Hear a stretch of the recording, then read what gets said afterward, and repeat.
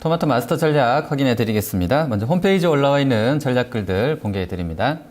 자, 김영용 전문가입니다. 선물 지지선 이탈로 코스피 매수 템포 늦추고 코스닥은 저가 매수에 치중하자고 합니다. 여인수 전문가는 만기 앞둔 조정 확대를 기회로 활용할 구간이라고 하는데요. 자, 이번 주 목요일 복합 만기를 앞두고 시장이 변동성이 커지면서 오늘 낙폭이 확대되고 있는데 매물 압박에 위협적으로 보이지만 조정 확대 구간에는 기본적인 펀드멘탈 또 앞으로의 전망을 생각하시고 내일까지는 저가 매입이 유효하다고 합니다. 1950선 이하에서는 그 기관과 외국인의 옵션 전략에 휘말리기보다는 매수 기회로 활용하자는 전략 주고 계십니다. 자, 오늘 이분들 중에 김형용 전문가 연결돼 있습니다. 안녕하십니까? 네, 안녕하세요. 김영 전문가입니다. 네. 자, 내일 그 선물옵션 동시만기 앞두고 일단 지수 20일 이평선 깨고 내려왔습니다. 지금 옵션 시장도 보니까 지수 1930선으로 이제 환산할 수 있는 247.5짜리 풋이 아침에 5배 이상 급등하면서 시세를 좀 주고 있는데요. 외국인도 선물 일단 매도에 좀 적극적으로 나서고 있고요. 이렇게 지금 지수가 좀 하락하는 배경 먼저 좀 뭐라고 보십니까? 네, 지수 하락은 중국발 리스크가 좀 있습니다. 중국발 유동성 회수에 대한 리스크가 일부 있었고요. 그 다음에 그리스 정정 불안이 가세되면서 진행이 됐는데 정작 미국 시장은 사실 별로 안 밀리고 약보합 혼조권이었습니다만은 우리나라 증시는 상당히 민감하게 반응하고 있는 그런 상황이 되겠고요.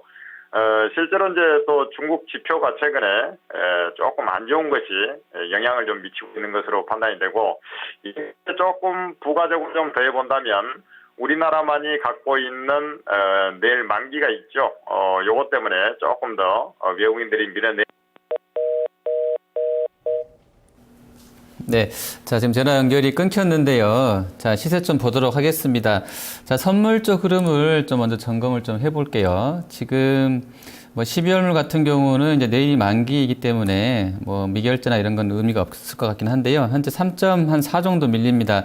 외국인이 전체 선물 합산으로 한 9,700계약 정도 매도하고 있는데요. 지금 연구원들 얘기 들어보면 어제하고 오늘, 그러니까 내일까지 포함해서요. 그 외국인의 스프레드 매도, 그러니까 결과적으로는 내년 3월물을 매도하는 것일 텐데요. 상당히 적극적으로 지금 외국인이 포지션을 매도 쪽 2월을 하고 있다라는 전망, 그런 분석들 내놓고 있습니다. 자, 연결 다시 된 것 같은데요. 네. 자, 지수 하락 배경 계속해서 설명해 주시죠. 네, 그렇습니다.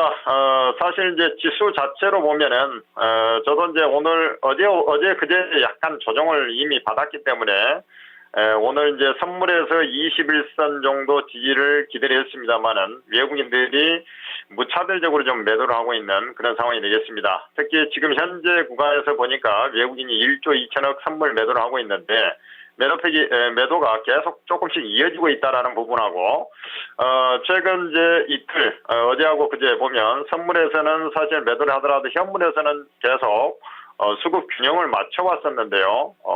현물까지 좀 매도를 하고 있는 것을 감안해 보면 일단 지수가 조금 더 밀릴 수 있는 소지가 있다라고 보시면 되겠습니다. 네.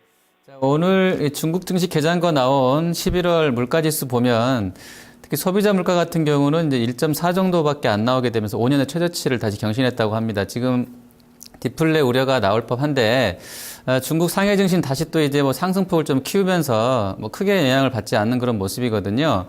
자, 이런 그 중국의 증시 또 흐름세 또 지표들의 영향력을 좀 어떻게 좀 우리가 해석할 수 있겠습니까?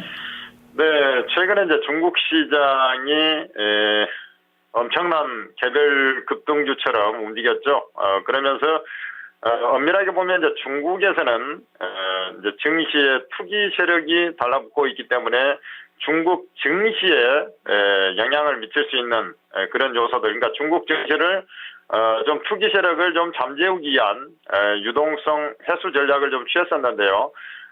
중국 같은 경우 이런 유동성 장세에서 보면 한 방에 주가가 꺾이는 경우가 별로 없습니다. 그래서 점차 지금 강보합으로 좀 돌아서 있는 그런 상황인데 좀 진정 수순을 보였다가 다시 정고점 돌파 시도가 있을 것으로 판단이 되는데, 문제는 이제 최근에 보면은 중국의 PMI 지표도 마찬가지고 물가 지수도 마찬가지인데, 실질적으로 이제 중국은 유동성에 의한 랠리라고 본다면 우리나라에 미치는 영향이 별로 없었지 않습니까?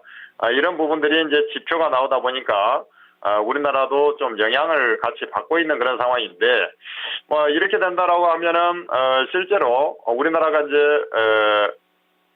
후발주와 같은 후발 국가의 증시 흐름을 보여줬기 때문에 일단 추가적으로 조금 더 매도 압력이 있는 그런 상태에서 진행이 되지 않겠나 이렇게 보고요. 대체적으로 이제 약간 여진이 조금 나오고 나면은 대체적으로 다시 안정 수순을 보여주면서 지지 확인하고 다시 반등을 모셔가는 그런 형태가 전개될 가능성이 높다라고 판단하고 있습니다.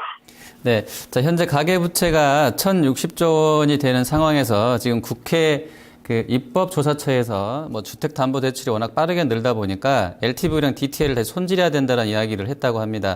자, 이렇게 되면서 아침에 건설주, 특히 현대산업개발 같은 경우가 한 7%가량 급락을 했고요.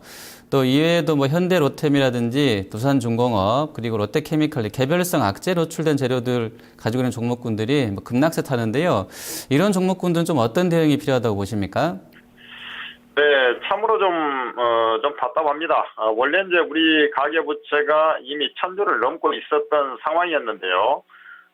우리가 이제 경기가, 디플레이션 우려감이 좀 있었기 때문에 부양책을 했는데, 이게 오히려 이제 악순환이 좀 돼가는 거 아니냐. 이러면서 오늘 증권주도 마찬가지고, 은행, 내지는 또 건설주까지 영향을 받고 있는데, 일단은 지금 현재 이거 말고도 사실 오늘 롯데케미칼 보면 아주 급락이 나오고 있는데요.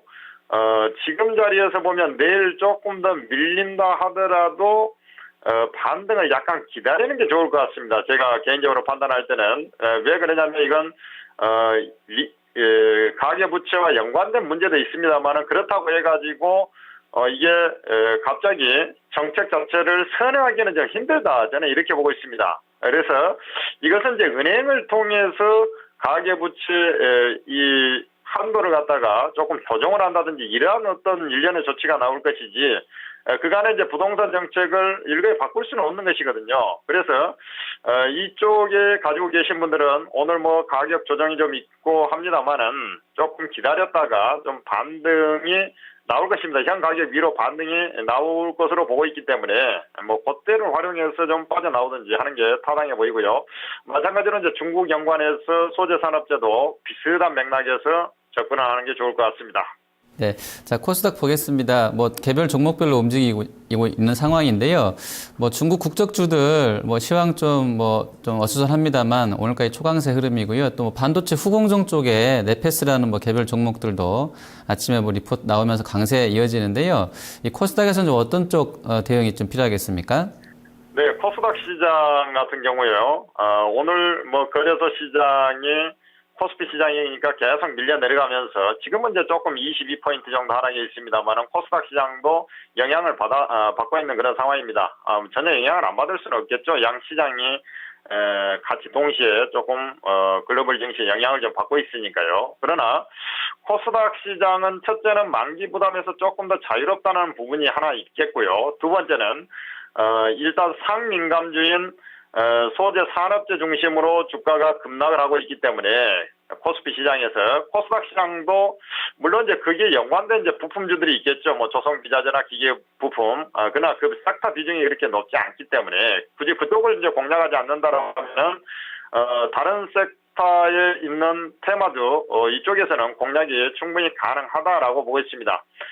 대신 이제 이 전략만 하나 생각하시면 될 것 같은데 뭐냐면 코스피 시장도 마찬가지지만 코스닥 시장도 지금이 바로 저점입니다라고 얘기하기는 조금 힘든 구석이 있습니다. 그래서 약간의 추가 매수 여력을 좀 놔둔 상태에서 현금을 약간 갖고 있는 상태에서 오늘부터 충분히 뭐 분할 매수가 저는 가능하다라고 보고 있는데 게임하고 그다음에 컨텐츠 관련주 그다음에 반도체 쪽을 보는데요. 자, 코스피 시장에서도 실제로 보면은 오늘은 이제 같이 좀 밀리고 있습니다만은 삼성전자라든지 뭐 하이닉스, LG 디스플레이, LG전자 요 계열 IT 대표주들이죠.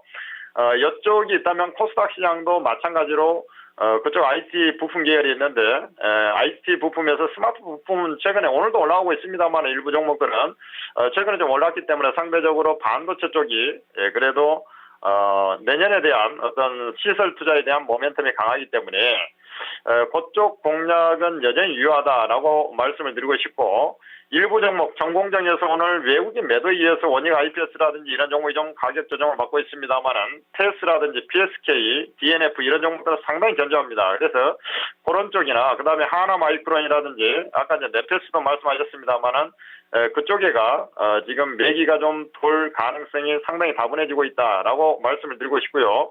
지수가 안정을 찾은 이후에 반등이 나오면 일단 반도체 장비주가 한번 다시 치고 올라갈 가능성. 그 다음에 두 번째는 1차적으로 게임 콘텐츠 쪽에서 한번 시세가 나왔죠. 그런 다음에 최근에 가격 조정을 받았기 때문에 이들이 다시 대반등이 나오는 그런 과정이 진행될 거라 요 두 가지 포인트를 갖고서 매수에 가담하는 게 타당하지 않겠나 이렇게 말씀을 드리겠습니다. 네, 알겠습니다. 오늘 말씀 잘 들었습니다. 네, 감사합니다. 네, 감사합니다. 토마토 마스터 전략 김형용 전문가였습니다.